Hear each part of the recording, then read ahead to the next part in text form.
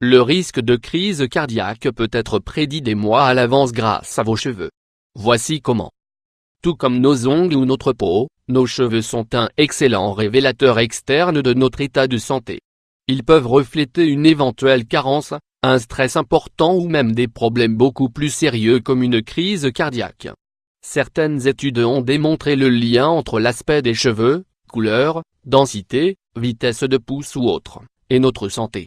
En effet, une étude réalisée à l'Université de l'Ontario au Canada a prouvé un lien entre les épreuves par lesquelles on passe dans la vie et leurs répercussions sur les maladies cardiovasculaires, et ceci est détecté grâce à un élément essentiel, à savoir le cortisol. Lien entre cortisol et les cheveux. Le taux de cortisol permet d'identifier les troubles liés au fonctionnement du cœur. Les analyses ont été réalisées sur un échantillon d'hommes ayant déjà subi une crise cardiaque et un autre échantillon d'hommes n'ayant jamais subi de crise bien qu'ils souffrent d'autres maladies.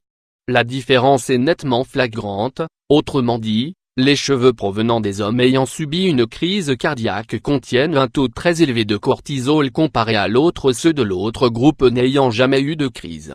On peut bien entendu mesurer le taux de cortisol dans l'urine, dans la salive, et dans le sang, sauf que la différence avec les cheveux qui ont une pousse mensuelle, on est informé pour un très long laps de temps, plusieurs mois, sur le taux de cortisol et par conséquent le niveau de stress qui peut mener à une crise cardiaque.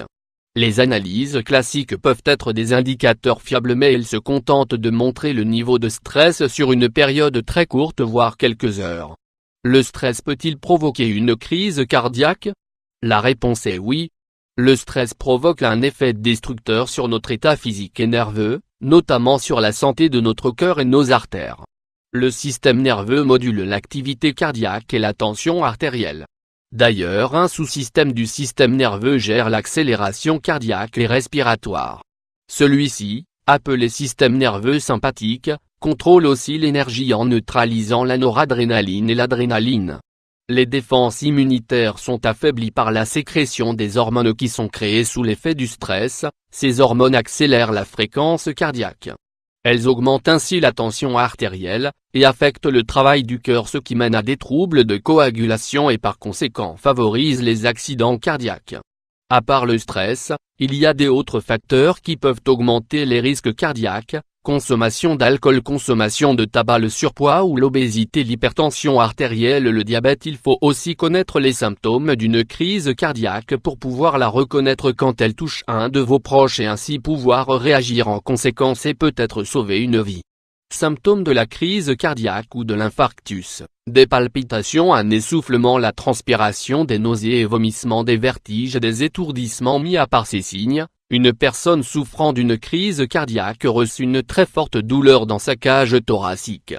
Elle peut également avoir une sensation d'étouffement au niveau de la poitrine et parfois même au niveau de l'épaule, la mâchoire, le dos, le cou ou encore les bras. Si ces signes se manifestent chez vous ou chez une personne de votre entourage, contactez en urgence les secours. Prévention contre une crise cardiaque: en choisissant un mode de vie sain et en adoptant de bonnes habitudes, on peut prévenir une crise cardiaque. Voici quelques conseils à suivre. Pratiquez une activité physique régulièrement, évitez de consommer de l'alcool ou de fumer, éloignez-vous des sources de stress ou au moins préservez-vous de ces sources. Contrôlez régulièrement votre tension artérielle ou votre taux de glycémie.